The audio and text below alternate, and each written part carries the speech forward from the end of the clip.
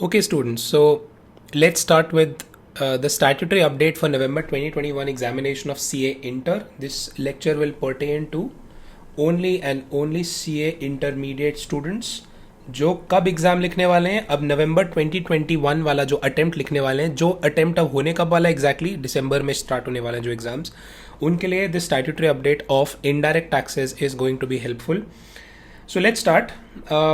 आपका जो जीएसटी का मॉड्यूल था, उस जीएसटी के मॉड्यूल में जो जितने भी लेजिस्लेटिव प्रोविजंस लिखे थे, जितना भी प्रोविजंस लिखे हैं सीजीएसटी एक्ट के, आईजीएसटी एक्ट के, वो रेलेवेंट हैं ओनली अप टिल 31 अक्टूबर 2020, यानी कि amended position from 1 November 2020 up to 30 April 2021 के अमेंडमेंट्स आपके स्टडी मॉड्यूल में नहीं थे, which is why ICI released these statutory update extra PDFs on their portal, and वहीं से मैंने ये डाउनलोड किया है, वहीं इसी में थोड़ी बहुत मार्किंग करी है, इसी के बेसिस पे मैं आपको आईडीटी के अमेंडमेंट प्रोविजंस बताने वाला हूँ। So as you can see, subject matter of October 2020 edition of the study material of intermediate course is based on the provisions of CGST IGST Act as amended up to 31st October 2020 only. लेकिन आपके जो course में, जो syllabus में अभी दिसंबर exams में, दिसंबर 2021 exams में जो क्वेश्चंस आएंगे, वो आएंगे up to legislative amendments made up to 30 April 2021 तक के। तो ये नवंबर, दिसंबर, जैन, फेब, मार्च, अप्रैल तक के जितने भी ये प्रोविजंस हैं, अमेंडेड प्रोविजंस, वो आपने कवर करने हैं, वही इस वाले लेक्चर में कवर होने वाले हैं। ओके, नीचे आते हैं। Let's start with chapter wise what all amendments have come from 1 November 2020 up to 30 April 2021। इस दौरान क्या अमेंडमेंट्स आए। चैप्टर 6 इनपुट टैक्स क्रेडिट वाले चैप्टर में क्या अमेंडमेंट आया, ये मैंने जब आपको नॉर्मली लेक्चर लिया था इनपुट टैक्स क्रेडिट का, वहाँ पर भी मैंने ऑलरेडी आपको समझा दिया था कि पहले जो जितना maximum ineligible input tax credit कोई भी टैक्स पेयर, जीएसटी का टैक्स पेयर लेना चाहता है, इनएलिजिबल वाला पोर्शन जो उसके सप्लायर्स ने जो जीएसटीआर 1 फाइल करी है, वो नहीं, उसके अलावा एक्स्ट्रा जिसका उसके पास बिल है लेकिन वो सप्लायर्स ने जो जीएसटीआर 1 फाइल करी है उसमें वो रिफ्लेक्ट नहीं हो रहे बिल्स, तो कितना मैक्सिमम पोर्शन ले सकता है वो इनएलिजिबल आईटीसी का, वो ले सकता है 5% ऑफ एलिजिबल आईटीसी तक की जो लिमिट है उतने तक का आप ले सकते हैं। पहले ये 10% होता था लेकिन 5% अब हो गया है ये। लेकिन मैंने आपको लेक्चर में, नॉर्मल लेक्चर जब ले रहा था तब भी मैंने बता दिया था कि with effect from 1 January 2021 now the maximum amount that a person can claim which is not reflecting in his GSTR 2B, जो 2B वाली जो फ्रोजन रिटर्न होती है, जो जनरेट होती है ऑटोमेटिकली ऑनलाइन पोर्टल पे, जीएसटी पोर्टल पे, ऑन द बेसिस ऑफ कि उस पर्टिकुलर टैक्स पेयर के सप्लायर्स ने जीएसटीआर 1 जो फाइल करी है उसके बेसिस पे जो जनरेट होता है जीएसटीआर 2B, उसमें जो अमाउंट रिफ्लेक्ट कर रही है उसका मैक्सिमम कितना, 5% तक का अमाउंट उन बिल्स तक का ले सकता है वो इनपुट टैक्स क्रेडिट जो एक्चुअली में उधर रिफ्लेक्ट नहीं हो रहे जीएसटीआर 2B में। So ITC to be availed by a registered person in respect of invoices or debit notes, the details of which have not been furnished by the suppliers under section 37(1) in form GSTR1 or using the invoice furnishing facility cannot exceed 5% of the eligible credit available in respect of invoices or debit notes, the details of which have been furnished by the suppliers under section 37(1) in form GSTR1 or using IFF. Okay, आगे देखें। What about Rule 86B? Rule 86B with effect from 1st January 2021 insert किया गया GSTR rules में, GST rules में, CGST rules में। Now ये rule कहता है कि जितने भी टैक्स पेयर्स हैं, जितने भी ऐसे जीएसटी के टैक्स पेयर्स हैं जिनका output tax liability in a month exceeds 50 lakhs, जिनका 50 लाख से आउटपुट टैक्स लाइबिलिटी एक्सीड कर रहा है, वो लोग जब भी अपना आउटपुट टैक्स लाइबिलिटी को अपने इनपुट टैक्स से सेट ऑफ करना चाहते हैं, यानी कि इलेक्ट्रॉनिक क्रेडिट लेजर में जितना अमाउंट दिख रहा है उसको यूज करना चाहते हैं अपनी आउटपुट टैक्स लाइबिलिटी को पे करने के लिए, वो सिर्फ up to 99% of such tax liability ही अपने इलेक्ट्रॉनिक क्रेडिट लेजर में रिफ्लेक्टिंग इनपुट से पे कर सकते हैं। जो बचा 1% है वो उनको कैश लेजर से ही पे करना पड़ेगा। So you look at this example, the total value of interstate supply of Raman and Sons for the month of February 2021 is 100 lakhs. यानी कि इनका आउटपुट कितना सप्लाई हो रहा है, 100 lakh, 100 lakhs. Said supply is taxable at the rate of 18% IGST. Now the total tax output liability of Ram and Sons is rupees 18 lakh, क्योंकि 18% of 100 lakhs कर लिया उन्होंने. अमाउंट अवेलेबल, अगर मान लो इसके इलेक्ट्रॉनिक क्रेडिट लेजर में 20 लाख ही अमाउंट दिख रही है आईजीएसटी वाले इलेक्ट्रॉनिक क्रेडिट लेजर के कॉलम में, अब कितना अमाउंट इसने आगे पे कर सकता है अपना आउटपुट टैक्स. देखो आउटपुट टैक्स लायबिलिटी बन रही है 18 लाख और इसके पास इलेक्ट्रॉनिक क्रेडिट लेजर में है भी अमाउंट 20 लाख. क्या पूरा का पूरा 18 लाख इसी इलेक्ट्रॉनिक क्रेडिट लेजर से पे कर दे, फिर भी 2 लाख बचेगा, ऐसा बोलूं क्या? क्योंकि जो भी अमाउंट आउटपुट की आ रही है उस वो इनफ इनपुट पड़ा हुआ है उसके पास. क्या पूरा का पूरा 18 लाख ऐसी पे कर दें? The answer is no, because इसकी सप्लाई अभी मैंने बोला 100 lakhs है. 100 lakhs is greater than 50 lakhs. तो ऊपर हमने पढ़ा था जिन भी सप्लायर्स का सप्लाई ग्रेटर देन 50 lakhs है वो सिर्फ 99% of their output tax liability ही पे कर सकते हैं अपने क्रेडिट लेजर से. So in terms of restriction imposed by 86B, Raman and Sons can discharge 99% of its output tax liability, that is 17,82,000, यानी कि 99% of 18 lakhs from amount available in the electronic credit ledger. However, it has to mandatorily discharge the balance 1% of output tax liability, that is 18,000 रुपया, 1% of 18 lakhs through the electronic cash ledger only. Okay, I hope you understood this. अब इसमें आगे ये जो point आ रहा है वो कह रहा है कि कुछ एक्सेप्शंस भी डाले हैं. देखो अभी तक तो मैंने शॉर्ट में ये बोला कि जो भी जीएसटी का टैक्स पेयर होगा, जो जिसका टर्नओवर आउटपुट टैक्स आउटपुट जो सप्लाई कर रहा है, जो आउटपुट जो टर्नओवर है, एक्चुअली जो टर्नओवर है other than zero rated and other than exempt वाली, अदर देन जीरो रेटेड वाली अगर 50 लाख को एक्सीड कर रही तो उसके ऊपर ये प्रोविजन लगेगा रूल 86B का. लेकिन कुछ लोगों पर नहीं लगेगा ये वाला रूल 86B का प्रोविजन. ऐसे लोग कौन है जिन पर ये रूल 86B का प्रोविजन नहीं लगेगा? वो है ये लोग, वेयर द सेड पर्सन, जो भी एसएससी है, पर्सन, प्रोप्राइटर, कर्ता, मैनेजिंग डायरेक्टर वगैरह वगैरह, कोई फर्म है तो उसके 2 पार्टनर्स, कोई डायरेक्टर्स हैं, मेंबर्स ऑफ मैनेजिंग कमिटी वगैरह, जो भी टैक्स पेयर है, as the case may be, they have paid more than 1 lakh as income tax in each of the last 2 financial years. अगर जैसे फॉर एग्जाम्पल पार्टनरशिप फर्म है, उसके अगर किसी भी 2 पार्टनर्स ने टोटल कितना टैक्स, कितने से ज्यादा दिया इनकम टैक्स, 1 लाख से ज्यादा का दिया है इन each of the last 2 financial years, तो उनकी फर्म के ऊपर जो जीएसटी पेयर होगी वो फर्म, उसके ऊपर ये रूल 86B नहीं लगेगा. या फिर अगर कोई कंपनी है तो उसके अगर होल टाइम डायरेक्टर्स टैक्स कितना दे चुके हैं और देते आए हैं पिछले 2 फाइनेंशियल ईयर से 1 लाख से ज्यादा का, उनके ऊपर भी रूल 86B नहीं लगेगा. Similarly for other types of entities also, अगर HUF है तो उसका कर्ता, मैनेजिंग डायरेक्टर, अगर कंपनी है तो एनी ऑफ इट्स 2 पार्टनर्स, अगर पार्टनरशिप फर्म है तो कंपनी है तो whole time directors, managing committee of the members of the managing committee, अगर AOP है, कोई बोर्ड ऑफ ट्रस्टीज वगैरह है, तो उस हिसाब से हमने देखना है. तो मैंने यहां लिख भी दिया है, if ₹1 lakh is paid as income tax in each of the last 2 financial years by the proprietor, partners, अगर पार्टनरशिप फर्म है, मैनेजर्स एक्सेट्रा, तो उस पार्टनरशिप फर्म, उस AOP या उस कंपनी वगैरह को जीएसटी जो देना है उसके ऊपर 86B नहीं लगेगा. आगे, where the registered person has received a refund of more than ₹1 lakh in the preceding financial year on account of unutilized income input tax credit in case of zero rated supplies made without payment of tax or inverted duty structure. यानी कि short में याद करो, जिस भी GST tax payer को, जो भी जीएसटी रजिस्टर्ड पर्सन है, अगर उसको जीएसटी डिपार्टमेंट से रिफंड आया है 1 लाख से ज्यादा का in the preceding financial year, तो उसके ऊपर भी रूल 86B नहीं लगेगा. अगला, where the registered person has discharged his liability towards output tax through the electronic cash ledger for an amount which is in excess of 1% of the total output tax liability applied cumulatively up to the said month in the current financial year. अरे मतलब अभी तक पूरे financial year में अभी तक अगर देखते आए तो हर महीने जब रिटर्न फाइल करिए तब उसने ग्रेटर देन 1%, टोटल मिला के ग्रेटर देन 1% का तो कैश लेजर से ही दिया है. टोटल आउटपुट टैक्स लाइबिलिटी का 1% से ज्यादा का अमाउंट तो कैश लेजर से ही पे किया है, तो उसके ऊपर भी रूल 86B नहीं लगेगा. एंड और किन टाइप के एंटिटीज पे रूल 86B नहीं लगेगा? गवर्नमेंट डिपार्टमेंट पर, PSU पर, लोकल अथॉरिटी पर और स्टैट्यूटरी बॉडी पर. ठीक.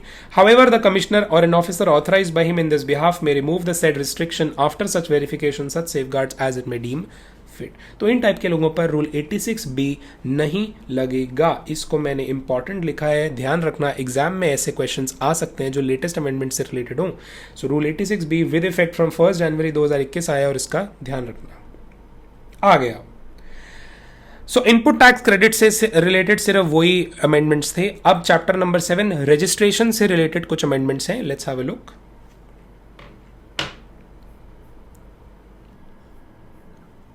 अब जो नेक्स्ट चैप्टर है जिसमें अमेंडमेंट्स हैं जीएसटी के, वो है चैप्टर नंबर 7 रजिस्ट्रेशन। रजिस्ट्रेशन में क्या है कि सबसे पहले there is an amendment in those type of persons who have been exempted from Aadhaar authentication at the time of GST registration. तो पहले कोई ये लिस्ट निकली थी 23 मार्च 2020 में कि इन लोगों को जीएसटी रजिस्टर करने के लिए आधार ऑथेंटिकेशन की जरूरत नहीं है। वो ये टाइप के एंटिटीज थे, लेकिन अब जो रिवाइज्ड लिस्ट ऑफ एंटिटीज हैं वो आई है 23rd February 2021 वाले नोटिफिकेशन में, that the previous notification has now been superseded and consequently following persons have been exempted from Aadhaar authentication. कौन है ये लोग? पर्सन जो इंडिया का सिटीजन ही नहीं है, कोई गवर्नमेंट का डिपार्टमेंट या establishment, local authority, statutory body, PSU and a person who has applied for unique identity number. जो यूआईएन के लिए अप्लाई करते हैं उनको भी आधार ऑथेंटिकेशन की जरूरत नहीं है। तो अब जो रिवाइज लिस्ट है इसी को फॉलो करना है कि ये लोगों को जीएसटी रजिस्ट्रेशन के टाइम पे आधार ऑथेंटिकेशन की जरूरत, ओटीपी जो आता है वो ओटीपी ऑथेंटिकेशन होता है ना, उसकी जरूरत नहीं है।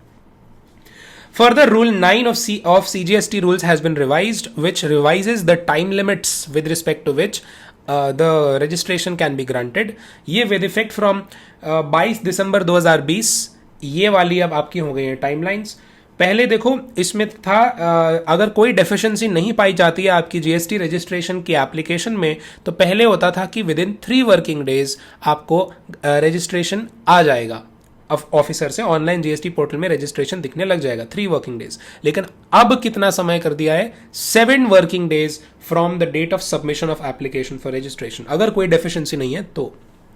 फर्दर, जहां पर हम आधार ऑथेंटिकेशन या ओटीपी आधार पर आए उसके लिए ऑप्ट नहीं करते, या फिर जहां पर फिजिकल वेरिफिकेशन करने वाला है ऑफिसर, उस केस में पहले होता था कि 60 दिन के अंदर अंदर आएगा फिर आपका जीएसटी रजिस्ट्रेशन। लेकिन now this limit has been set as 30 days. 30 days कर दिया है कि 30 डेज में अब आपका रजिस्ट्रेशन आ जाएगा अगर फिजिकली वेरीफाई करेगा जीएसटी ऑफिसर आकर, या फिर आपने अगर आधार ऑथेंटिकेशन के लिए ऑप्ट नहीं किया है तो।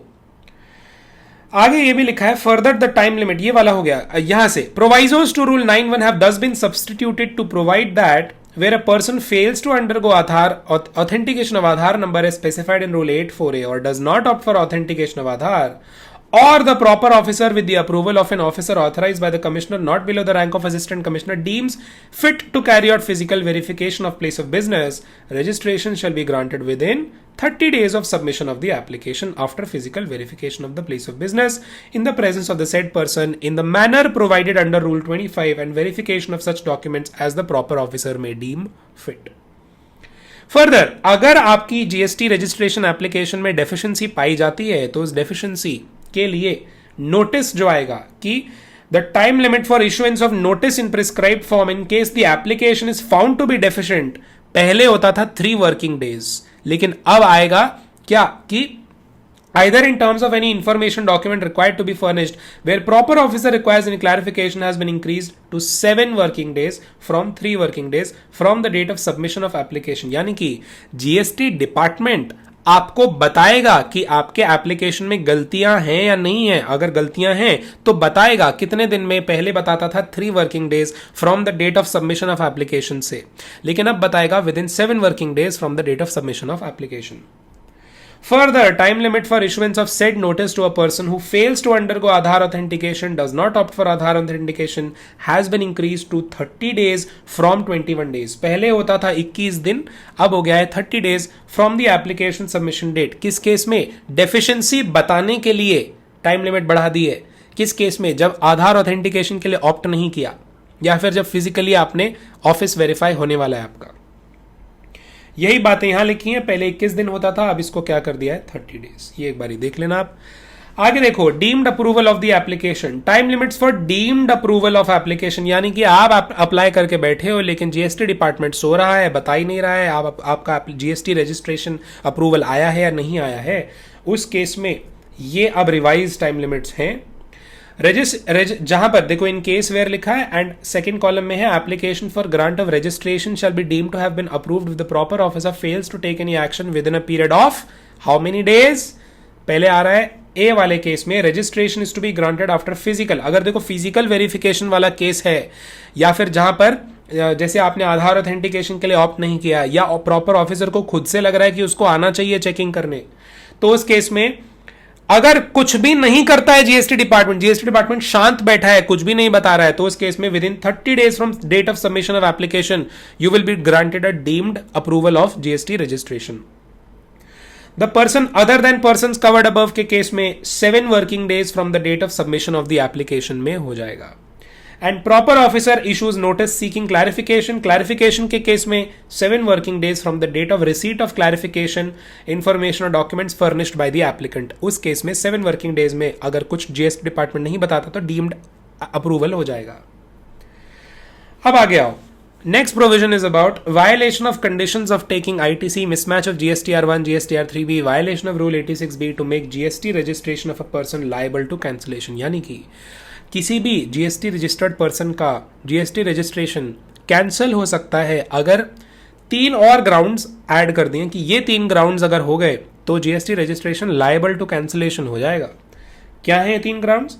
कि इनपुट टैक्स क्रेडिट लेने वाले जो कंडीशंस है उनका वायलेशन हो रहा है, या फिर GSTR1 और GSTR3B में मिसमैचेस आ रहे हैं, या रूल 86B का वायलेशन हो रहा है। ये 3 ग्राउंड्स ऐड हो गए हैं for the commissioner of GST, जो भी डेप्यूटी कमिश्नर है, असिस्टेंट कमिश्नर है, for him to be able to cancel your GST registration. These are newly added clauses. आगे देखें, provisions relating to suspension of GST registration. अब rule 21A of CGST rules amend हो गया है, जो बोलता है कि जीएसटी रजिस्ट्रेशन का ही हम एकदम कैंसलेशन तो नहीं करेंगे लेकिन सस्पेंड कर देंगे किसी का अगर उसने छोटी मोटी गलतियां करी हैं तो। एक बारी देख लेते हैं rule 21A of CGST rules which provides for suspension of GST registration has been amended as follows. Where proper officer has reasons to believe that registration of a person is liable to be cancelled, he can now suspend the registration of such person pending cancellation proceedings without affording the said person a reasonable opportunity of being heard. Oh my God! जो officer है वो पूछेगा भी नहीं उस person से जिसका registration वो सस्पेंड कर रहा है और उसका रजिस्ट्रेशन सस्पेंड कर देगा। फाइनल कैंसिलेशन नहीं कर रहा है अभी, लेकिन सिर्फ सस्पेंड कर रहा है। Where a comparison of returns furnished by registered person under section 39 with the details of outward supplies in GSTR1 या details of inward supplies derived basis the details of outward supplies in GSTR1 of suppliers, इस case में अगर क्या आ रहा है, एक तरीके का मिसमैच आ रहा है। Or such other analysis as may be carried out on recommendations show that there are significant differences or anomalies indicating contravention of the CGST Act or rules made thereunder leading to cancellation or registration of said person। यानी कि अगर क्या हुआ, अगर GSTR 3B में किए गए returns जो फर्निश्ड किया है डेटा उसका मिसमैच आ रहा है GSTR1 से, और जो इनपुट ले रहे हैं वो इनपुट भी मैच नहीं हो रहा है आपके GSTR 2B से, जो 2B जनरेट होती है किसके बेसिस पे, कि सप्लायर्स ने जो GSTR1 डाली उसके बेसिस पे, उससे मिसमैचेस आ रहे हैं। तो क्या किया जा सकता है, किसी भी पर्सन का क्या किया जा सकता है, जीएसटी रजिस्टर्ड पर्सन का जो रजिस्ट्रेशन है उसको सस्पेंड किया जा सकता है। Said person shall be intimated in the prescribed form by sending communication to his email address provided that at the time of registration as amended from time to time. In this intimation for suspension and notice for cancellation of registration, said differences and anomalies are highlighted and said person is asked to explain within a period of 30 days as to why his registration shall not be cancelled. देखो proceedings चल रही हैं cancellation की, लेकिन side by side meanwhile automatically GST registration suspend जरूर कर दिया जाएगा। In a case where the cancellation is initiated by the department on its own and registration of the person has been suspended, such person shall not be granted a refund under section 54 of CGST Act. उसको refund भी नहीं मिलेगा GST का जो उसने apply किया होगा, जब तक उसका registration suspended रहेगा तब तक। सब rule 4 provides that suspension of registration shall be deemed to be revoked. Suspension हट जाएगा upon completion of cancellation proceedings by proper officer with effect from the date on which suspension it come into effect. मतलब अगर finally cancellation ही हो गया तो suspension तो खत्म ही हो जाए ना, क्योंकि उससे बड़ी बड़ी चीज हो गई कि कैंसिल ही हो गया GST registration. Suspension of registration may be revoked by the proper officer anytime during pendency of the proceedings for cancellation if he deems fit. फिर ये भी कह रहे हैं कि प्रॉपर ऑफिसर जो है उसको ये भी पावर दी है कि अगर मीनवाइल आप सेटिस्फाई कर देते हो उस प्रॉपर ऑफिसर को कि देखो सर आपको जो डिफरेंसेस दिख रहे हैं वो मैं या तो एनुअल रिटर्न में ठीक कर लूंगा या अगली रिटर्न्स में ठीक कर लूंगा, तो फिर मीनवाइल वो सस्पेंशन जो है हटा देगा. Consequential amendments by virtue of insertion of sub rule 2A to sub rule to rule 21A have been made in sub rule 3, sub rule 4, rule 21A and sub rule 3 sub rule, मतलब ऊपर जो amendments हैं वो majorly हुए हैं rule number 21A में sorry.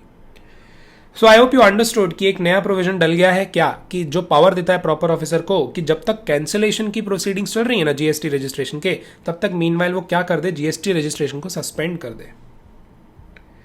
ठीक, this completes your amendments related to the GST registration वाला chapter. Now comes chapter number 8. Alright, so tax invoice, credit and debit notes and e-way bill वाले chapter में क्या amendments हुए हैं. सबसे पहला अमेंडमेंट, हम सबको पता है ई इनवॉइसिंग मैंडेटरी हो गई थी for all the registered businesses with aggregate turnover in the preceding financial year from 2017-18 onwards greater than, originally क्या अमाउंट रखी थी, 500 करोड़ रखी थी. वो 500 करोड़ वाला थ्रेशोल्ड धीरे धीरे करके नीचे ला रहे हैं. अब वो धीरे धीरे करके जो नीचे ला रहे हैं उसका मैंने शॉर्ट में आपको एक टाइमलाइन बना दी है. यानी कि जब 1 अक्टूबर 2020 ऑनवर्ड्स ये प्रोविजन डाला गया अबाउट ई इनवॉइसिंग, तब बोला गया था कि जिन भी रजिस्टर्ड बिजनेसेस का turnover since which financial year 2017-18 greater than 500 crore हो रहा है उनको ई इनवॉइसिंग करने की कंपल्सरीली रिक्वायरमेंट है. फिर ये लेकिन ये जो 500 करोड़ वाला टर्नओवर है का जो थ्रेशोल्ड है ये चला कब तक, सिर्फ 31 दिसंबर 2020 तक चला. फिर 1 जनवरी 2021 ऑनवर्ड्स इन्होंने बोला कि जिन भी रजिस्टर्ड बिजनेसेस का जो 2017-18 ऑनवर्ड्स जो जितना भी थ्रेशोल्ड वो आ रहा है, टर्नओवर आ रहा है, वो ग्रेटर देन 100 करोड़ अगर आ रहा है तो उनको ई इनवॉइसिंग के से कंप्लाई करना पड़ेगा. ठीक है भाई, बट ये 100 करोड़ वाली लिमिट भी कब तक चली, 31 मार्च 2021 तक ही चली. अब 1 अप्रैल 2021 ऑनवर्ड्स टिल डेट ये थ्रेशोल्ड रख दिया है 50 करोड़ का.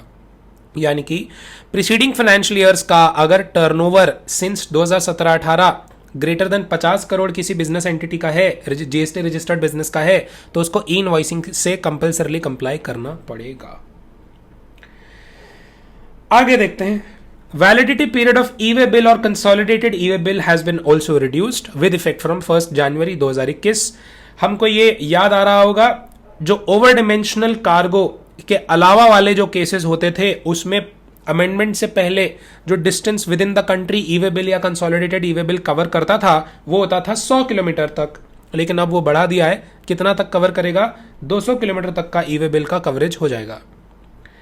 सिमिलरली जो एडिशनल डेज वाला जो है 1 एडिशनल डे वाला जो वैलिडिटी पीरियड है in cases other than again over dimensional cargo के अलावा वाले केसेस में फॉर एवरी 100 किलोमीटर और अ पार्ट देयर आफ्टर होता था प्रायर टू अमेंडमेंट. अब वो फॉर एवरी 200 किलोमीटर और part thereafter additional days validity बढ़ने की कैपेसिटी रख दी है इन्होंने ई-वे बिल की. So as you can see, एक बार ये एग्जाम्पल देखना. A registered person has to transport goods from its warehouse to its depot located at a distance of 500 kilometre. In the given case if e way bill was generated before 1 January 2021 it would have been valid for 5 दिन. However e way bill generated on और after 1 January 2021 would be valid only for 3 days. तो ये आपको समझ आ रहा होगा कि number of days wise तो हमें वैसे क्या दिख रहा है, नंबर ऑफ डेज वाइज कम हो रहा है बिकॉज नंबर ऑफ किलोमीटर्स इन्होंने बढ़ा दिए हैं, नंबर ऑफ किलोमीटर्स बढ़ा दिए हैं with respect to each days validity.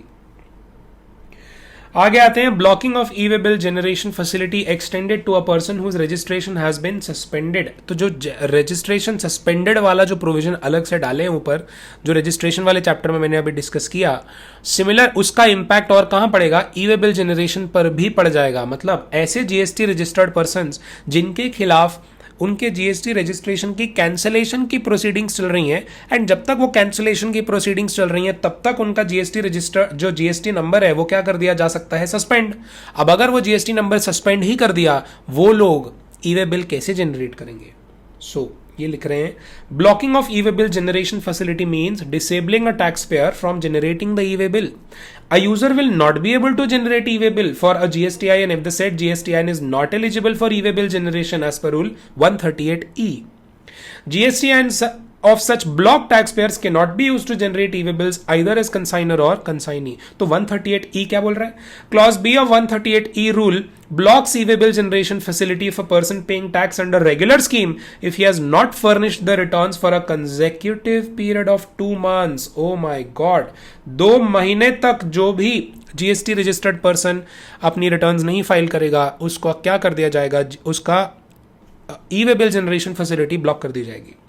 Said clause has been amended to replace 2 months with 2 tax periods. तो पहले क्या है, पहले क्या होता था,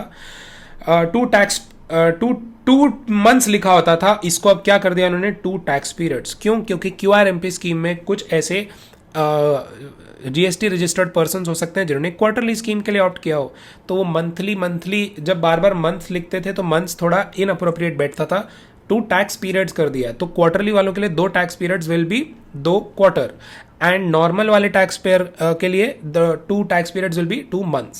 इसलिए 2 टैक्स पीरियड्स डाल दिया इन्होंने वर्डिंग में. Further, new clause D has been added to Rule 138E to block the e-way bill generation facility whose registration has been suspended. Suspended वाला मैंने अभी आपको बता दिया, under Rule 21A pending completion of proceedings. वो भी अलग बात है. आगे आओ, डायनामिक क्विक रिस्पॉन्स कोड, जो डायनामिक क्यूआर कोड वाला रिक्वायरमेंट्स था वो भी कहाँ लगा दिया था, ऑल B2C इनवॉइसेस में. किसके ऊपर? उन जीएसटी रजिस्टर्ड पर्संस के ऊपर जिनका 2017-18 ऑनवर्ड्स कितना टर्नओवर क्रॉस कर रहा था, 500 करोड़ का टर्नओवर क्रॉस कर रहा था. उनको बोला गया था कि 1 दिसंबर 2020 ऑनवर्ड्स आप लोग क्या इशू करना शुरू कर दो, डायनामिक क्यूआर कोड, और उसके बेसिस पे क्लाइंट से बोलो कि पेमेंट करे वो डायनामिक क्यूआर कोड. उस डायनामिक क्यूआर कोड के अंदर क्या इंफॉर्मेशन रिकॉर्ड होती है वो अभी नीचे देख लेंगे. आगे कह रहे हैं, the 6th proviso to rule 46 of CGST rules empowered government to specify the tax invoice shall have QR code. Resultantly, it has been notified that invoice issued by a registered person, except specified class of persons, वो specified class of persons नीचे discussed है, whose aggregate turnover in a financial year exceeds 500 crore in respect of B2C supplies, shall have a dynamic QR code. यानी कि यहाँ पर बीच में उन्होंने line बोली कि गवर्नमेंट के पास ये पावर भी है कि जिनका वैसे तो 500 करोड़ से ज्यादा का टर्नओवर क्रॉस हो रहा है उनको डायनामिक क्यूआर कोड तो करना है इशू अपने क्लाइंट्स को या अपने कस्टमर को, और उसके बेसिस पे पेमेंट लेनी है. लेकिन वो क्यूआर कोड का रिक्वायरमेंट से माफी मिल सकती है या एग्जेम्पशन मिल सकता है सर्टेन क्लास ऑफ पर्संस को. ऐसे कौन से लोग हैं भाई जिनको वैसे तो 500 करोड़ से ज्यादा का टर्नओवर जिनका हो रहा है, इनवॉइसेस भी B2C कर रहे हैं, लेकिन उनको क्या करने की जरूरत नहीं है, डायनामिक क्यूआर कोड से कंप्लाई करने की जरूरत नहीं है. ऐसे कौन लोग हैं? ऐसे ये लोग हैं, insurer, banking company, goods transport agency, transportation service, जो पैसेंजर ट्रांसपोर्टेशन सर्विस देते हैं वो लोग, मल्टीप्लेक्स स्क्रीन यानी कि पीवीआर ग्रिड्स वगैरह, एंड OIDAR सर्विसेज देने वाले लोग यानी कि नेटफ्लिक्स, अमेजॉन प्राइम वीडियो वगैरह.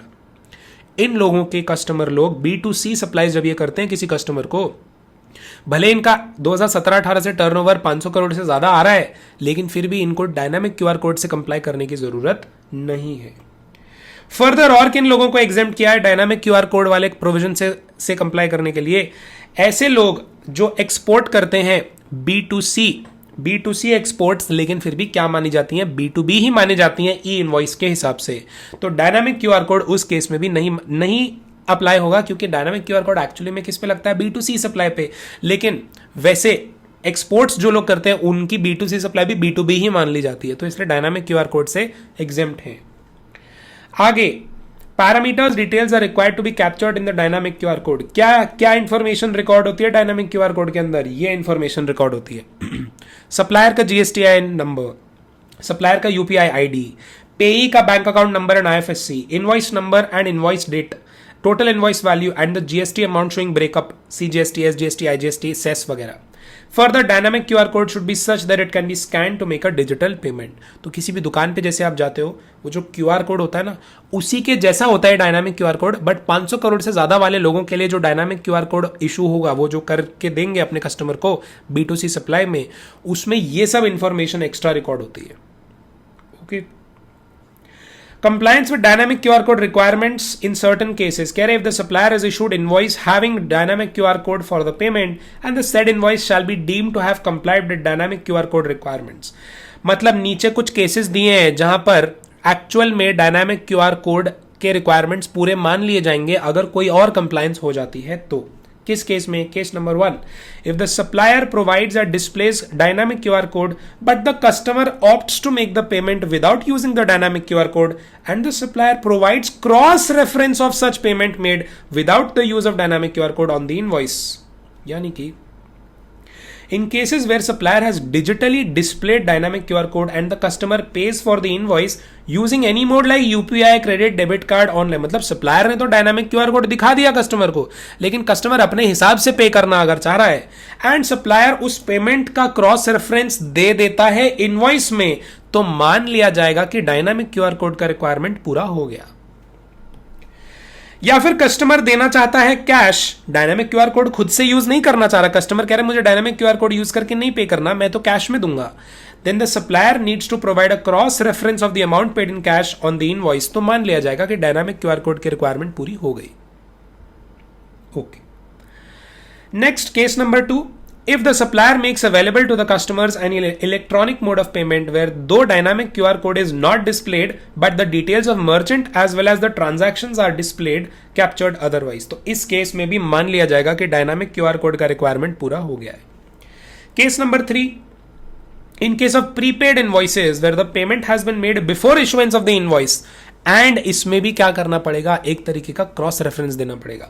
If a cross reference of payment received either through electronic mode या कैश या combination is made on the invoice, then invoice would be deemed to have complied with the dynamic QR code. किस केस में है ये? Pre payment वाले case में, जहां सप्लाई नहीं हुई लेकिन कस्टमर ने पेमेंट पहले ही कर दी थी, तो उसका क्रॉस रेफरेंस दे दो तुम इनवॉइस में, तो मान लिया जाएगा कि डायनामिक क्यूआर कोड का रिक्वायरमेंट पूरा हो गया. फाइनली कह रहे हैं कि ऐसे कुछ सप्लायर्स होते हैं जो ई कॉमर्स ऑपरेटर यानी कि जैसे फ्लिपकार्ट, अमेजॉन के थ्रू अपना सप्लाईज करते हैं, तो क्या उनको भी डायनामिक क्यूआर कोड से कंप्लाई करना है? तो कह रहे हैं dynamic QR code requirements apply to each supplier या registered person separately if such person is liable to issue invoices with the dynamic QR code for the B2C supplies. In case the supplier is making supply through the e-commerce portal or application and the said supplier gives cross-reference of the payment received in respect of said supply on the invoice, then such invoices would be deemed to have complied with the requirements of dynamic QR code. In cases other than prepaid supply where payment is made after generation या issuance of invoice, supplier shall provide dynamic QR code on the invoice. यानी कि कहने चाहे e commerce portal के through कर रहे हो चाहे नहीं, आपको देखो आप तो ईच सप्लायर के ऊपर लगना है डायनामिक क्यूआर कोड का रिक्वायरमेंट. आप सेपरेट सप्लायर हो ना, तो आपके ऊपर जो डायनामिक क्यूआर कोड का रिक्वायरमेंट लगना है वो लगना ही है. एंड अगर क्लाइंट ने या कस्टमर ने पेमेंट करी है, उस पेमेंट का क्रॉस रेफरेंस आप इनवॉइस में दे दो, तो मान लिया जाएगा कि डायनामिक क्यूआर कोड का रिक्वायरमेंट पूरा हो गया. This completes your amendments up till chapter number 8, which was about tax invoice, credit and debit notes. Alright, so next set of amendments relates to chapter number 10, returns के बारे में है. Returns में सिर्फ एक ही सबसे बड़ी चीज़ आई है जो आपके एग्जाम में आ सकती है, वो है सबसे बड़ी चीज़, सबसे बड़ा change in GST which relates to QRMP scheme. QRMP scheme का full form as you can see, quarterly return monthly payment scheme. This is a scheme that has been brought into effect from 1st January 2021 and ये वाली scheme option देती है GST के registered persons को कि वो instead of her महीना GSTR 3B और GSTR 1 फाइल करें, उससे बेहतर है कि अगर कोई चाहता है कि हर महीने ये टेंशन नहीं लेनी उसको, तो वो हर क्वार्टरली के हिसाब से GSTR 3B और 1 अपनी जो GST रिटर्न्स है डाल सकता है. उतनी पावर दे दी है गवर्नमेंट ने उन लोगों को जिनको मंथली टेंशन नहीं चाहिए, they can file quarterly returns. So as you can see, small taxpayers having aggregate annual turnover which is PAN based of up to 5 crore in the current and preceding financial year, they can furnish their GSTR1 and GSTR3B on a quarterly basis while paying their taxes on a monthly basis. तो twist यहां कहानी में ये है कि return जो कि GSTR3B है और 1 है उन लोगों का जिनका करंट फाइनेंशियल ईयर में as well as preceding financial year में टर्नओवर लेस देन 5 करोड़ है, उन लोगों को अगर GSTR3B और 1 क्वार्टरली फाइल करनी है कर लें, लेकिन अगर मंथली कैलकुलेशन के बेसिस पे टैक्स निकल के आता है, जीएसटी निकल के आता है कि पे करना है, वो मंथली पे करना पड़ेगा. This will significantly reduce the compliance burden on such taxpayers, as now the taxpayers need to file only 4 GSTR3B returns instead of 12 GSTR3B returns in a year. Similarly, they would be required to file only 4 GSTR1 returns since invoice filing facility is provided under this scheme. तो यही इसमें point था majorly.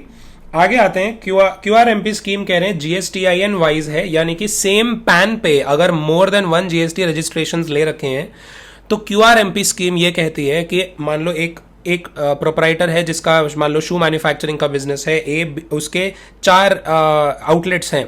तो mister A के 4 outlets हैं, एक outlet इधर उत्तराखंड में, एक बंबई में है, एक कहीं दिल्ली में है और एक कहीं तेलंगाना में है. ये चारों आउटलेट्स जो हैं उसमें से ही कैन पिक एंड चूज कि मुझे किस पर्टिकुलर आउटलेट में क्वार्टरली रिटर्न फाइल करनी है और किस पर्टिकुलर आउटलेट के रिस्पेक्ट में मंथली रिटर्न फाइल करनी है. ऐसा ऑप्शन दिया हुआ है क्यूआरएमपी स्कीम में. So it says it implies that some GSTINs for a PAN can opt for QRMP scheme and remaining GSTINs may not opt for the said scheme. So that is left open.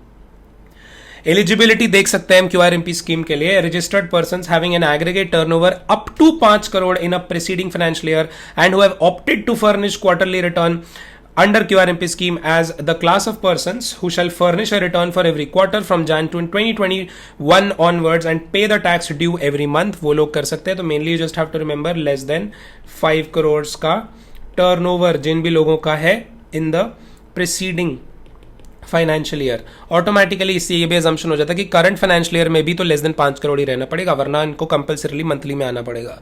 That also you need to remember.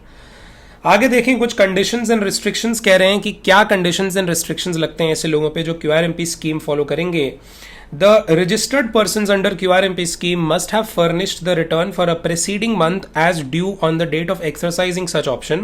A registered person shall not be eligible to opt for QRMP scheme if he has not furnished the last return due on the date of exercising such option. यानी कि 1 जनवरी 2021 onwards जिन लोगों ने ऐसा opt करना था, जिनका already उनको पता है टर्नओवर तो हमारा लेस देन 5 करोड़ ही चल रहा है, उन लोगों ने क्वार्टरली रिटर्न्स के लिए अगर ऑप्ट करना है, उनको ये चेक जरूर करके रखना था बिफोर 1 जनवरी 2021 कि हमारी अब तक की जितनी भी रिटर्न्स हैं वो प्रॉपरली फाइल्ड है या नहीं. अगर अब तक की रिटर्न्स जो थी मंथली है या जो भी थी, अगर GSTR1 है तो जैसे वो क्वार्टरली थी या मंथली थी, एंड GSTR3 भी तो मंथली ही चल रही थी, वो अगर प्रॉपरली फाइल्ड हैं तो कोई दिक्कत नहीं है. Then that person if he is eligible for the scheme could have easily chosen to come under the QRMP scheme. लेकिन ऐसे लोग जिनकी अभी दिसंबर तक की रिटर्न्स, अक्टूबर नवंबर ये 2020 तक की रिटर्न्स ये सब फाइल्ड नहीं थी ठीक से, उनको ऑप्शन नहीं मिला था QRMP स्कीम को ऑप्ट करने का. So, कह रहे if a registered person intending to avail QRMP scheme for the quarter जुलाई से सितंबर is exercising his option on 27 July for the said quarter, he must have furnished the return for the month of June which was due on the 22nd या 24th of July. ये 22nd and 24th of July कहाँ से आ गया, अभी नीचे आके देखेंगे तो आपको बेटर समझ आएगा. ये एग्जाम्पल थोड़ा फिर से आके देखेंगे जब नीचे की डेट्स आप पकड़ लोगे तब. Registered persons under QRMP scheme are not required to exercise the option every quarter. Where such option has been exercised once, they shall continue to furnish their return as per selected option for the future tax periods unless they revise the said option. Okay. आगे देखते हैं manner of exercising option for QRMP scheme. कैसे बताएं हम government को, कब तक बता सकते हैं गवर्नमेंट को कि हम अब क्वार्टरली रिटर्न्स फाइल करना चाहते हैं. सो This particular rule 61A discusses that a registered person intending to opt for QRMP scheme for any quarter shall indicate his preference for furnishing of return on a quarterly basis from first day of the second month of the preceding quarter till the last day of the first month of the quarter for which the option is being exercised. अब ध्यान से सुनो. Say for example हमारा calendar year चल रहा है 2021 calendar year मैं बना रहा हूं. ये रहा आपका 1 जनवरी 2021. This is your 31 March 2021. So this is your quarter number actually this is quarter number 4 with respect to financial year 2021, but say मान लो कैलेंडर ईयर का क्वार्टर नंबर 1 है. Then this comes is 30th June 2021. This is going to be our quarter number 2, calendar year के हिसाब से कह रहा हूँ, just for the sake of better understanding. Then this comes to your September end 30th September आपका आ गया यहाँ पर 2021, and lastly your 31st December 2021. अब अगर यहाँ और यहाँ फर्स्ट 2 क्वार्टर्स के लिए मान लो हम मंथली ही चले आ रहे थे, हमने मान लो जो भी जीएसटी रजिस्टर्ड पर्सन है उसको टेंशन नहीं लेनी थी, क्वार्टरली वगैरह उसको समझ नहीं आ रहा था, तो उसने क्वार्टरली के लिए ऑप्शन के लिए ऑप्ट नहीं किया. अभी तक क्या चलता आ रहा था, मंथली. अब उसने जो ये जुलाई से लेके सितंबर एंड वाला क्वार्टर है, मान लो उसके लिए अगर उस जीएसटी रजिस्टर्ड पर्सन ने ऑप्ट करना है, क्वार्टरली स्कीम में आना चाहता है इस वाले क्वार्टर ऑनवर्ड्स, तो क्या कब तक एक्सरसाइज कर सकता है ऑनलाइन पोर्टल में जाके, कब तक बटन दबा के वो चूज कर सकता है कि आप मुझे क्वार्टरली में ले लो. तो वो कब से कब तक के लिए विंडो खुली है चूज करने के लिए, from first day of the second month of the preceding quarter, यानी कि जुलाई से लेके सितंबर वाले क्वार्टर के रिस्पेक्ट में अगर चूज करना है, तो मेरा प्रीवियस क्वार्टर क्या हुआ, अप्रैल से लेके जून वाला क्वार्टर, यानी कि क्वार्टर नंबर 2. क्वार्टर नंबर 2 का first day of the second month मतलब क्या माना जाएगा, क्वार्टर नंबर 2 का first day of the second month माना जाएगा May 1. फर्स्ट मे से लेके कब तक के लिए विंडो खुली है, till the last day of the first month of the quarter, last day of the first month of that particular quarter, यानी कि last day of the first month तो मेरा 31st जुलाई पड़ेगा सर, अगले मेरे क्वार्टर का, इस क्वार्टर का last day of the first month of the quarter. तो 1 मई से लेके 31st जुलाई तक मेरे पास टाइम लिमिट है to choose on the GST portal कि मुझे अब क्वार्टरली में ले लीजिए. अगर मान लो मैं इस क्वार्टर ऑनवर्ड्स आना तो चाह रहा हूं क्वार्टरली रिटर्न्स में, लेकिन मैं ऑप्शन चूज मैंने किया 2 अगस्त को, तो ये 2 अगस्त वाला ऑप्शन चूज हो ही नहीं पाएगा, बिकॉज 2 अगस्त वाला option has cross the time limit, it has gone beyond 31st जुलाई. तो मेरा ये वाले क्वार्टर के लिए भी फिर मुझे मंथली रिटर्न्स फाइल करनी पड़ेंगी. Okay, I hope you understood. इसके ऊपर छोटा सा कोई बेसिक सा क्वेश्चन आ सकता है कि ये पर्टिकुलर क्वार्टर चल रहा है, अगले क्वार्टर ऑनवर्ड्स ये जीएसटी रजिस्टर्ड पर्सन क्यूआरएमपी में आना चाह रहा है, कब से कब तक चूज कर सकता है वो to come into the QRMP scheme. So be careful about this particular provision, rule number 61A. Okay, अब आगे आ जाते हैं. However, where such option has been exercised once, the said registered person shall continue to furnish the return on a quarterly basis for future tax periods unless he becomes ineligible for this scheme as per the conditions or he opts for furnishing a return on monthly basis electronically on the common portal. Short में कह रहे हैं कि अगर देखो quarterly return वाला किसी ने ऑप्शन चूज कर लिया है तो वो क्वार्टरली में ही चलता चला जाएगा अनलेस एंड अनटिल वो इनएलिजिबल हो जाता है. इनएलिजिबल अरे मतलब जैसे अगर उसका turnover in the financial year 5 crore को क्रॉस कर जाता है तो उसको कंपल्सरीली मंथली में ही आना पड़ेगा, या तो वो हो जाए या फिर वो खुद से ही अगर चूज कर ले कि यार मुझे क्वार्टरली में ना काम पसंद नहीं आ रहा, मैं मंथली ही चूज कर लेता हूं, तो फिर वो मंथली चूज कर लेगा तो भी क्वार्टरली से निकल जाएगा. आगे देखो, अब कह रहे हैं option of QRMP scheme to lapse in a case where the registered person's aggregate turnover crosses 5 crore during a quarter in a financial year, he shall not be eligible for furnishing a return on quarterly basis from the first month of the succeeding quarter. He shall opt for furnishing of return on a monthly basis electronically on the common portal from the first month of the quarter succeeding the quarter during which his aggregate turnover exceeded 5 crore. यानी कि जुलाई से सितंबर वाले quarter के अंदर ही उसका मान लो 5 करोड़ का turnover cross कर गया, तो अब जो अक्टूबर ऑनवर्ड्स जो नेक्स्ट क्वार्टर शुरू हो रहा है, he will absolutely have to choose the monthly option वाला provision where he will have to upload returns monthly. The facility for opting out of the scheme for a quarter will be available from the first day of the second month of preceding quarter to the last day of the first month of the quarter. ये आपको समझ आ गया है, I hope. आगे आ जाओ. Rule number 59 has been substituted with a new rule. Let's see.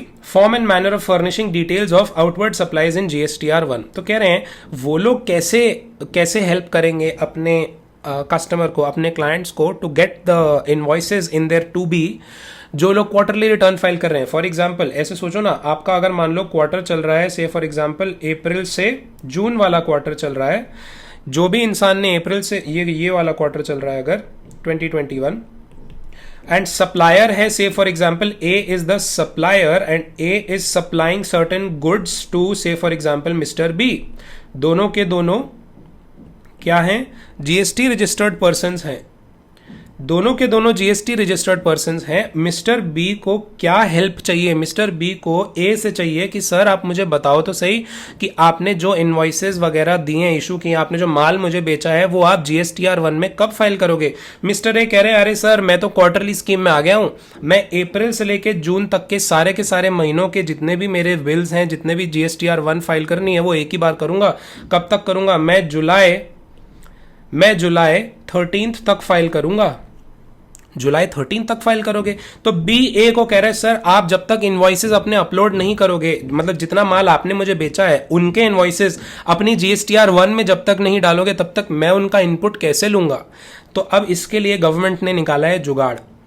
Government ने कहा है कि वो लोग जो अपने सप्लायर्स को रिक्वेस्ट करें कि सर आप प्लीज इनवॉइसेस की डिटेल्स अपलोड कीजिए, मुझे इनपुट लेना है, लेकिन उनका सप्लायर अगर क्वार्टरली स्कीम में आ रहा है तो उनके सप्लायर के लिए एक जुगाड़ है that on a monthly basis they don't have to file GSTR 1 or 3B in a monthly basis, but if they want they can upload those particular invoices in a facility called invoice furnishing facility।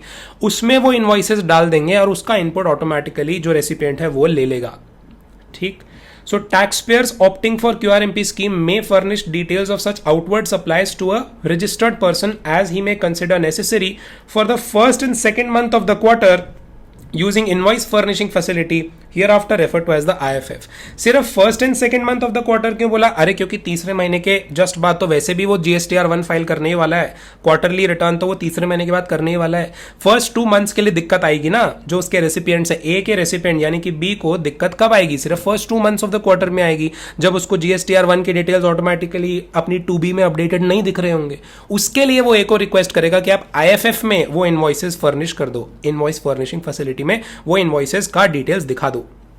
So invoices pertaining to the last month of the quarter are to be anyway uploaded in GSTR 1 only। तो क्या दिक्कत है, वो भी sorted हो जाएगा। The facility of furnishing details of invoices in the IFF has been provided so as to allow the details of such supplies to be duly reflected in the Form 2A and Form GSTR 2B of the concerned recipient।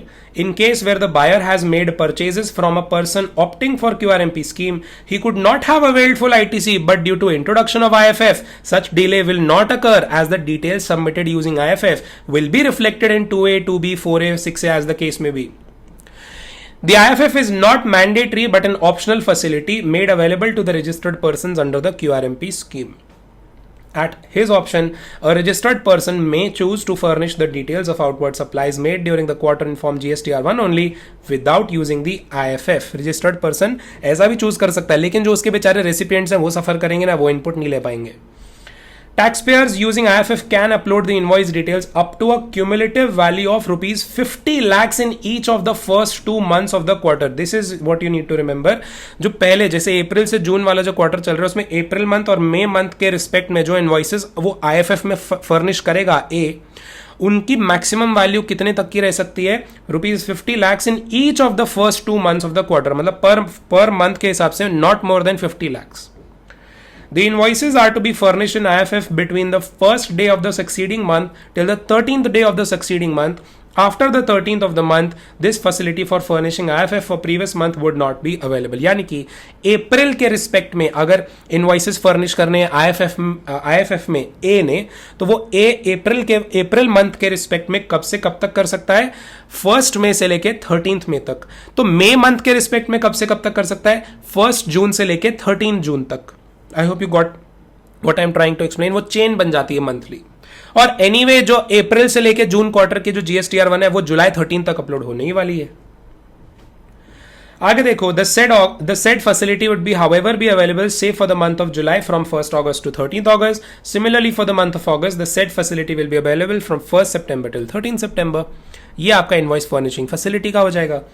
The details of invoices furnished using IFF in the first 2 months of the quarter are not required to be furnished again in GSTR 1 for the said quarter। जब उस पूरे quarter की GSTR 1 भी जा रही होगी ना, जो जीएसटीआर 1 जारी होगी अप्रैल से जून वाले क्वार्टर की, उसमें अप्रैल और मई वाले जो इनवॉइसेस हैं वो तो मिस्टर ए ने आईएफएफ में ही डाल दिए होंगे। आईएफएफ में जो डाल दिए होंगे वो ऑटोमेटिकली उसकी फाइनल जीएसटीआर 1 में भी ऑटोमेटिकली अपडेट हो जाएगा, उसको वापस से वो वाले इनवॉइसेस नहीं डालने पड़ेंगे जब वो जुलाई में अपनी जीएसटीआर 1 फर्निश करने लग रहा होगा। A registered person who has availed QRMP scheme wants to declare, example देख लो, 2 invoices out of the total 10 invoices issued in the first month of the quarter. Since the recipient of the supplies covered by those 2 invoices desires to avail ITC in that month itself, details of these 2 invoices may be furnished using the IFF. Details of the remaining 8 invoices shall be furnished in Form GSTR 1 of the said quarter. The 2 invoices furnished in the IFF shall be reflected in the Form GSTR 2B of the concerned recipient of the first month of the quarter, and remaining 8 invoices furnished in Form GSTR 1 shall be reflected in Form GSTR 2B of the concerned recipient of the last month of the quarter. I hope you understood. Very simple example. ऐसे example exam में आ सकते हैं। QRMP पे do expect a question, आ सकता है question exam में। In the IFF, the taxpayer has to submit the B2B invoices details of both interstate and intrastate supply transactions along with the debit and the credit notes. देखो भाई IFF में ये सब type के invoices डालने पड़ सकते हैं मिस्टर ए को, जो भी B2B सप्लाईज के होंगे during that month. The details of outward supplies furnished using IFF shall include invoice-wise details of inter and intrastate supplies made to the registered persons. Debit and credit notes if any issued during the month for such invoices issued previously, यानी कि inter and intrastate invoice wise जाएगा and उन्हीं previous invoices से related कोई debit या credit note होगा वो भी जाएगा। However, if a registered person does not opt to upload invoices using IFF, then he has to upload the invoice details for all the 3 months of the quarter in the Form GSTR 1. The details of outward supplies of goods and or services furnished in Form GSTR 1 shall include invoice-wise details of all, वही बात हो गई, inter and intrastate supplies made to the registered persons. तो GSTR 1 में जो details जा रही हैं वो क्या कह रहे हैं, इनवॉइस वाइज डिटेल्स जा रही हैं inter and intra state supplies की to the registered persons B2B वाली, and inter state supplies with invoice value more than 2,50,000 made to unregistered, यानी कि B2C सप्लाईज इंटर स्टेट वाली having invoice value more than 2,50,000, इन ये सब तो किस हिसाब से जाएगा, ये सब इनवॉइस वाइज जाएगा। एंड कंसोलिडेटेड डिटेल्स किस किस का जाएगा, B2C वाली सप्लाईज जो हो रही हैं वो भी इंट्रा स्टेट हो रही हैं, एंड लेकिन वो ईच रेट ऑफ टैक्स के हिसाब से जाएगा, रेट वाइज कंसोलिडेटेड फिगर्स जाएंगे। एंड अगर state wise inter state supplies हो रही हैं B2C with value up to 2,50,000, ये भी कंसोलिडेटेड तरीके से ही जाएंगे, इनवॉइस वाइज नहीं जाएंगे ये details. Debit and credit notes if any issued during the month for the invoices issued previously, ये भी जाएंगे डिटेल्स GSTR 1 में। डेबिट एंड क्रेडिट नोट्स भी जाते ही हैं, वो हमको पता ही है। Cases where a registered person shall not be allowed to furnish the details of outward supplies in GSTR 1 and IFF, यानी कि registered persons पे रोक लगाई जा सकती है from furnishing outward supplies के details in GSTR 1 and IFF। कब? A registered person shall not be allowed to furnish details of outward supplies in Form GSTR 1 if he has not furnished the return of GSTR 3B for preceding 2 months। तो ये normal वाले जो registered persons हैं जिन्होंने quarterly scheme के लिए opt नहीं किया है, उनको GSTR 1 या IFF फर्निश नहीं करने दिया जाएगा अगर प्रीवियस 2 महीनों के GSTR 3B उसकी पेंडिंग चल रही है। एंड जो ये QRMP वाले हैं उनको नहीं करने दिया जाएगा GSTR 1 या IFF furnish if he has not furnished return in Form GSTR 3B for preceding tax period, यानी कि preceding क्वार्टर की पूरी रिटर्न्स नहीं गई हैं GSTR 3B, तो फिर GSTR 1 या IFF furnish करना भी नहीं अलाउ किया जाएगा उसको। आगे कह रहे हैं कि a registered person who is restricted from using amount available in electronic credit ledger to discharge is liability towards tax in excess of 99% of such tax liability under rule 86B of CGST rules shall not be allowed to furnish details of outward supplies in GSTR 1 और IFF if he has not furnish the GST 3B form for preceding tax period. तो ये कह रहे हैं वो लोग जिन पर rule 86B apply होता है उन लोगों ने अगर GSTR 3B फर्निश नहीं करी है प्रीसीडिंग टैक्स पीरियड में, उनको भी GSTR 1 या IFF फर्निश करने का मौका या अलाउ नहीं किया जाएगा। आगे देखते हैं form and manner of ascertaining the details of inward supplies GSTR 2A and 2B rule 60 substituted with a new rule. क्या कह रहे हैं, देखो आपको मैंने पहले भी बताया नॉर्मल जीएसटी वाले लेक्चर्स में कि जीएसटीआर 2A जो होती है आपकी रियल टाइम अपडेट होते रहती है every month every day. In fact whenever one of your suppliers is uploading their invoices in the GSTR 1, जो इनवॉइसेस वहां से अपलोड होते रहते हैं वो आपके GSTR 2A में रिफ्लेक्ट करते रहते हैं, या जो इंफॉर्मेशन वहां से डलती है वो GSTR 2A में रिफ्लेक्ट करती रहती है, वो अपडेट होते रहती है। लेकिन GSTR 2B जो होती है वो ऑटो ड्राफ्टेड होती है और वो फ्रोजन रिटर्न होती है, वो डायनामिक नहीं होती, स्टैटिक होती है। तो जीएसटीआर 2A में जो डेटा रिफ्लेक्ट होता है, जो हमारे इनपुट्स के जो बिल्स रिफ्लेक्ट होते हैं, इनवॉइसेस रिफ्लेक्ट होते हैं, क्या हम उसका इनपुट एक्चुअल में ले सकते हैं या जीएसटीआर 2B में जो रिफ्लेक्ट करते हैं उसका इनपुट एक्चुअल में ले सकते हैं? करेक्ट बात तो यही होगी कि जीएसटीआर 2B में जो दिख रहे होते हैं वो लेना चाहिए, जीएसटीआर 2A वाला क्योंकि डायनामिक होता है। इस महीने दिख रहा है, हो सकता है अगले महीने डिसअपियर हो जाए, या इस महीने 4 बिल दिख रहे हैं, अगले महीने एकदम 10 बिल 20 बिल दिखने लग जाए। Therefore, GSTR 2B is more trustworthy. That is why government only allows a person to take input of only those invoices जो GSTR 2B में रिफ्लेक्ट कर रहे हैं। But GSTR 2A is also important. GSTR 2A की importance क्या है वो एक बार देख लेते हैं। GSTR 2A is a system generated read-only statement of inward supplies for a recipient. This statement is updated on real-time basis. Details become available to the recipient for view या download and are updated incrementally as and when the suppliers upload or change the details in their respective form of return या statement for the given tax period. Details of outward supplies furnished by the supplier in form GSTR 1 or using IFF is made available electronically to the concerned registered persons in form GSTR 2A, in form GSTR 4A or form GSTR 6A as the case may be। आप सिर्फ 2A का ही ध्यान रखो, 4A 6A अभी इतना confuse मत हो। Details of invoices furnished by the non-resident taxable person in form GSTR 5 या फिर input service distributor in GSTR 6, details of TDS by deductor GSTR 7, TCS in GSTR 8 are made available to the recipient deductor concerned person in 2A। इसको भी आप read करने के लिए कर लो, अभी इग्नोर करो, सीए इंटर लेवल के लिए इसको इग्नोर करो अभी। Further the details of integrated tax paid on the import of goods और goods brought in DTA from SEZ unit developer on a bill of entry are also made available in GSTR 2A। तो short में पता क्या कह रहे हैं, पूरे इसका पूरा जिस्ट क्या है?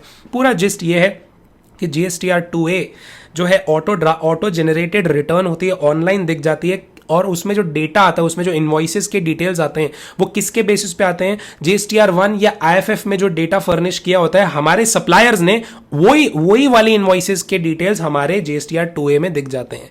But GSTR 2A is a dynamic return, real time basis पे अपडेट होते रहती है। जो चीज रोज रोज चेंज हो रही है उसका ट्रस्टवर्दी होना थोड़ा सा रिस्की है ना।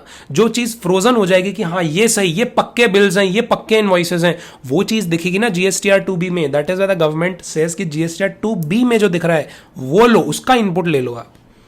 तो GSTR 2B, an auto-drafted read-only statement containing details of ITC is made available to the registered person for every month. It is a static statement and is available only once a month. क्या दिखता है इसमें?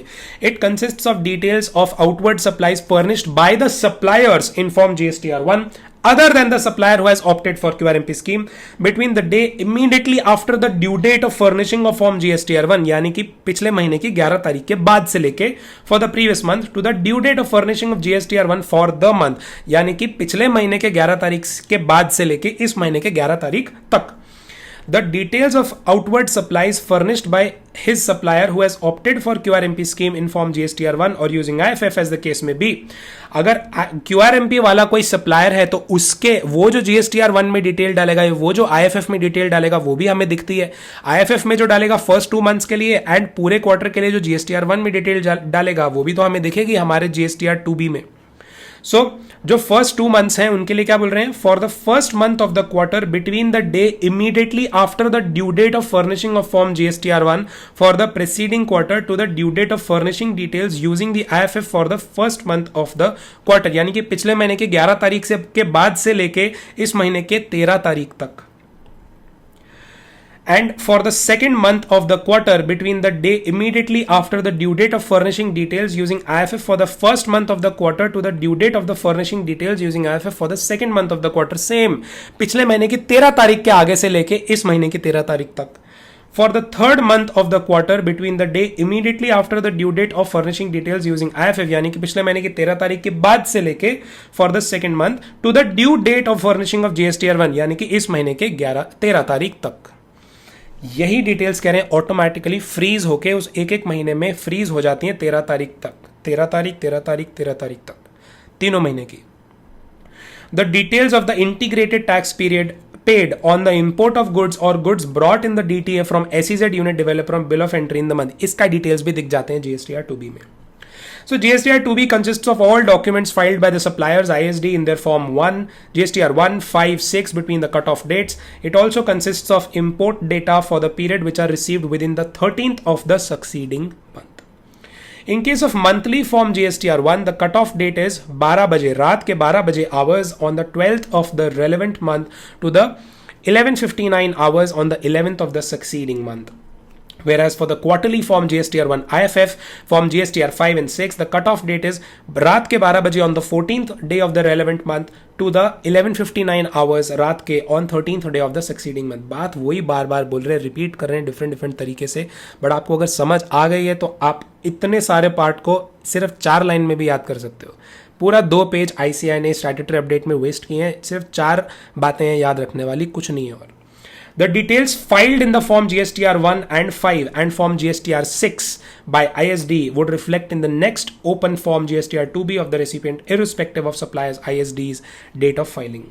If a supplier opting for QRMP files an invoice dated 15th July on 13 अगस्त, मतलब 15 जुलाई के invoice के details अगर किसी supplier ने 13 अगस्त को डाले हैं और वो जो सप्लायर है वो QRMP वाला सप्लायर है, तो आप सोचिए it will get reflected in GSTR 2B of the July generated on 14th August.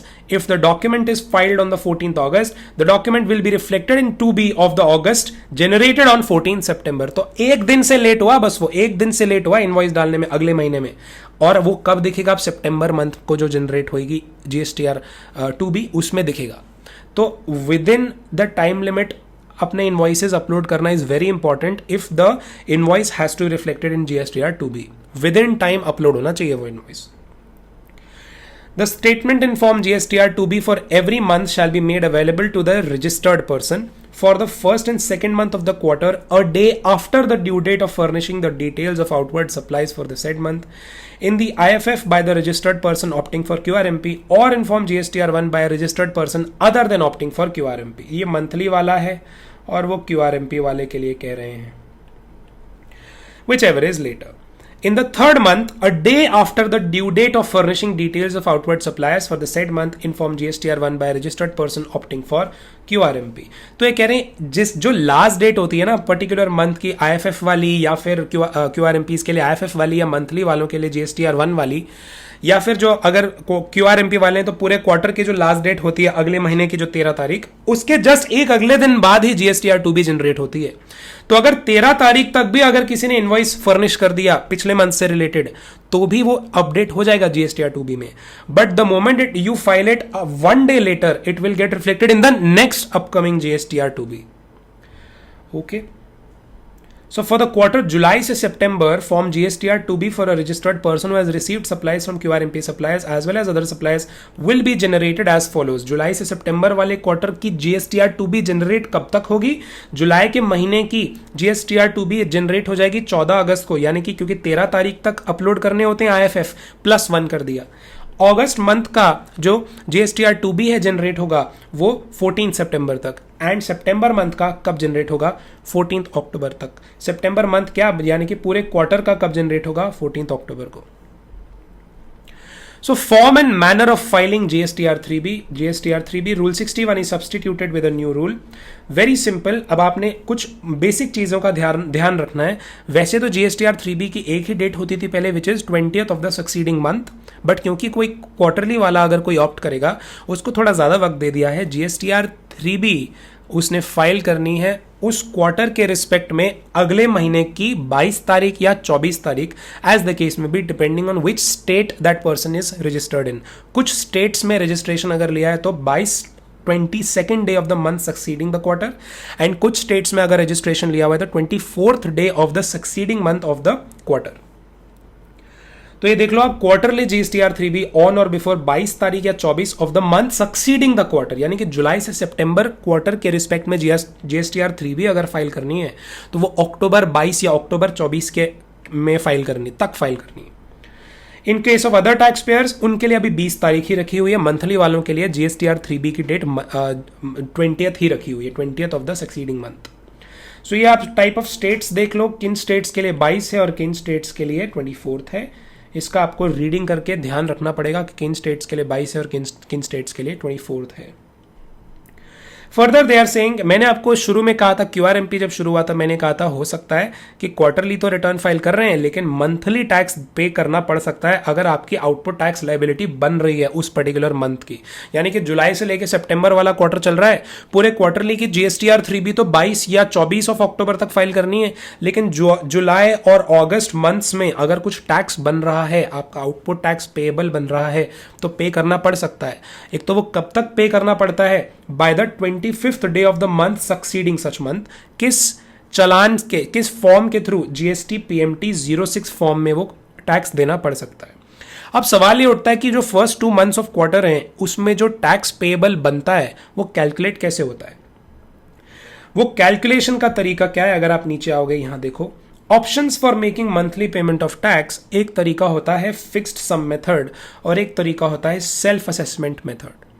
Fixed sum method में क्या होता है, if a taxpayer chooses this option, a facility is available on the GST portal for generating auto-generated pre-filed challan in form GST PMT 06.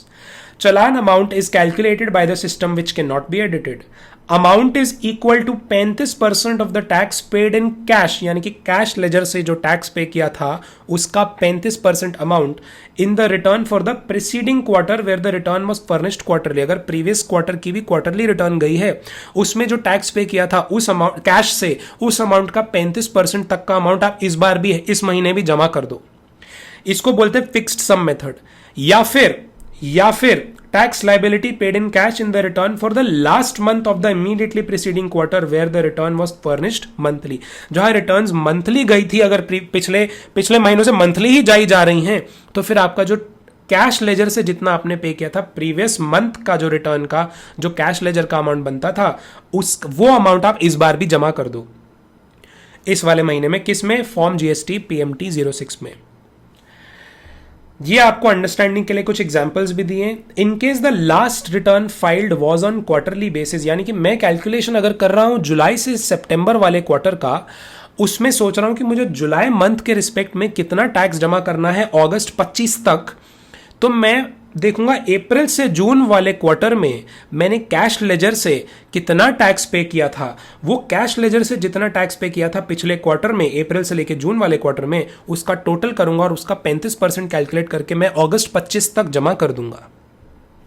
देखो, tax paid in cash in the quarter जनवरी से, ये जैसे अप्रैल से लेके वो वाला अप्रैल एंड मई का चेक कर रहे हैं, अप्रैल एंड मई वाले मंथ्स का चेक कर रहे हैं विद रिस्पेक्ट टू अप्रैल से लेके जून वाले क्वार्टर का। तो अप्रैल वाले मंथ एंड मई वाले मंथ में मेरे को कितना टैक्स जमा करके रखना ही है अपने कैश लेजर से, वो मुझे चेक करना है। पहले मैं पिछले क्वार्टर का टोटल टैक्स देखूंगा, मैंने कैश में कितना जमा किया। कह रहे हैं मैंने CGST 100 रुपया, SGST 100, IGST 500, सेस किया 50, इन सबका मैंने 35% कर लिया। So that amount comes as the amount that I will have to pay in each of the months of April as well as May. तीसरे मंथ का क्यों नहीं, अप्रैल से लेके जून वाले क्वार्टर का तीसरे मंथ का क्यों नहीं? अरे क्योंकि तीसरे मंथ के बाद तो वो एनीवे क्वार्टरली रिटर्न फाइल करने का टाइम आ ही जाएगा GSTR3B, तभी मैं प्रॉपरली पूरे क्वार्टर का और जो टैक्स बनेगा वो मैं पे कर दूंगा। In case the last return filed was monthly for the tax period March, अगर पिछले मार्च मंथ का जो था अगर मंथली रिटर्न फाइल करी थी तो ये कैश में मैंने मार्च का दिया था पैसा, पूरा एग्जैक्टली इतना ही अमाउंट मुझे अभी भी अपने दोनों मई और अप्रैल वाले मंथ्स के लिए कैश लेजर से पे करना पड़ेगा। ओके, ये इंपॉर्टेंट है एग्जाम के लिए, ये जो शॉर्ट में इन्होंने फिक्स्ड सम मेथड बताया है। फिक्स्ड सम मेथड में ध्यान रखना, क्वार्टरली है तो पूरे पिछले क्वार्टर का कैश में जितना पे किया उसका 35%, एंड अगर मंथली चला आ रहा था पिछले महीनों से तो उसका टोटल जितना कैश लेजर से पे किया था वही अमाउंट मुझे इस बार भी दोनों महीनों में पे करना पड़ेगा। ठीक है, कह रहे हैं however no such amount may be required to be deposited for the first month of the quarter where balance in the electronic cash ledger या credit ledger is adequate for tax liability for the said month और where there is nil tax liability. अगर लेकिन मान लो मेरी उस मई या April month की जो टैक्स लाइबिलिटी है वो नील आ रही है, कुछ पेबल है ही नहीं, और अगर इलेक्ट्रॉनिक क्रेडिट लेजर या कैश लेजर में ऑलरेडी पैसा पड़ा हुआ है तो मुझे फिर अलग से ये पे करने PMT 06 से पे करने की जरूरत नहीं है। For the second month of the quarter, where the balance in the electronic cash or electronic credit ledger is adequate for the cumulative tax liability for the first and second month of the quarter or where there is nil tax। अगर देखो second month में, मई वाले month में फिर check कर रहा हूं मैं, अगर इनफ पैसा अभी पड़ा हुआ है कि फर्स्ट अप्रैल वाले मंथ और मई वाले मंथ दोनों का जो टैक्स पेबल है वो पे इजीली हो जाएगा इलेक्ट्रॉनिक क्रेडिट लेजर से या कैश लेजर से, तो भी मुझे PMT 06 में कैश पे करने की जरूरत नहीं है, टैक्स पे करने की जरूरत नहीं है। सेल्फ असेसमेंट मेथड दूसरा मेथड है। फिक्स्ड सम मेथड तो हमने देख लिया, फिक्स सम मेथड तो देख लिया। अब सेल्फ असेसमेंट मेथड दूसरा क्या कह रहे हैं? Self assessment method is very simple. The said persons in any case can pay the tax due by considering tax liability on inward and outward supplies and input tax credit available in GST PMT 06 in order to facilitate ascertainment of the ITC available for the month. An auto drafted input tax credit statement has been made available through GSTR2B for every month। तो ये कह रहे हैं देखो self assessment में ना आप अपना फिर वैसे ही कर लो पूरा का पूरा असेसमेंट। आपने क्वार्टरली रिटर्न्स के लिए ऑप्ट तो किया हुआ है, लेकिन फिर मंथली हर बारी आपको आउटपुट कंपेयर्ड विद इनपुट्स करना ही पड़ेगा। आउटपुट टैक्स पेबल आ रहा है तो सेल्फ असेस करके उतना टैक्स आप पे कर दो। ये सेल्फ असेसमेंट मेथड चल रहा है। So the option is available, the tax payer can choose anything, but monthly taxes पे तो जरूर करने पड़ेंगे even for the QRMP scheme वाले लोग। ओके इसमें और तो कुछ ज़्यादा नहीं है। और क्या बचता है आपका? Applicability of interest for registered person making payment of tax by opting fixed sum method. कह रहे हैं no interest would be payable in case the tax due is paid in the first 2 months of the quarter by way of depositing auto calculated fixed sum amount by the due date. Just remember this much, by the due date अगर आपने fixed sum method से calculate करके first 2 months का tax properly पे कर दिया है तो आपको इंटरेस्ट नहीं लगेगा आपके पेमेंट पर। A registered person who has opted for the QRMP scheme had paid a total amount of rupees 100 in cash as tax liability in the previous quarter of October to December. He opts to pay tax under fixed sum method.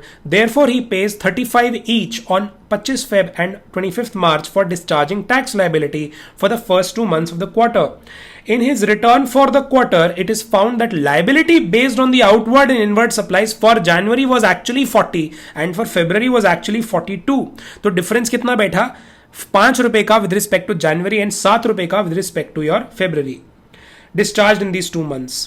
So कह रहे हैं however no interest would be payable for the lesser amount of tax discharged in these 2 months provided that he discharges his entire liability for the quarter in form GSTR 3B of the quarter by the due date। पूरे quarter की जब वो return properly file करेगा, भले ही deficit था first 2 months में, फिर भी उसको इंटरेस्ट नहीं लगेगा। ये फायदा है फिक्स्ड सम मेथड चूज करने का।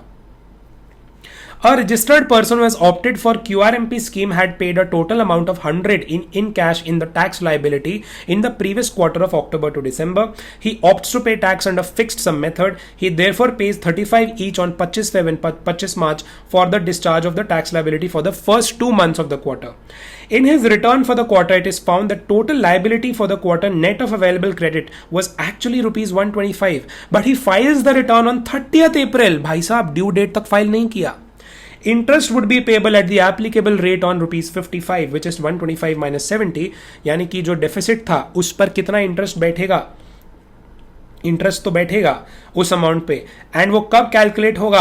वो for the period between due date of quarterly GSTR 3B and 30th April। जितना भी बीच का पीरियड बैठा उसमें वो इंटरेस्ट पेएबल बनेगा, क्योंकि यहां पर 30th April तक फाइल करी है रिटर्न, जबकि should have been filed by 22nd या 24th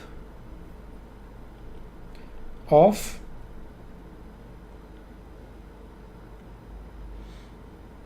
April। For registered person making payment of tax by opting self-assessment method, interest amount would be payable as per the provision of section 50 for the tax or any part thereof which remains unpaid beyond the due date for the first 2 months of the quarter. उसमें interest तो लगेगा ही. Interest का exemption सिर्फ fixed sum method में है, वो भी तब जब आपने GSTR 3B इस क्वार्टर की इन टाइम लिमिट फाइल करी है, within due date file करी है.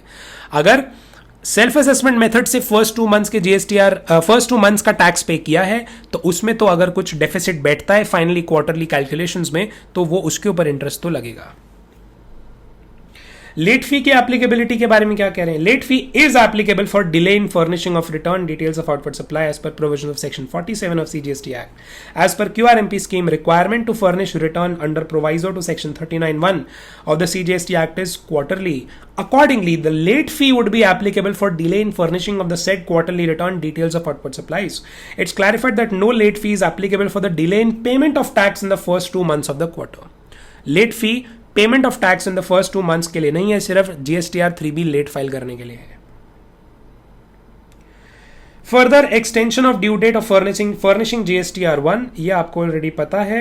ये पहले 1.5 करोड़ के टाइम लिमिट्स जो थ्रेशोल्ड्स होते थे, बट यहां इन्होंने कुछ रिवाइज किया है.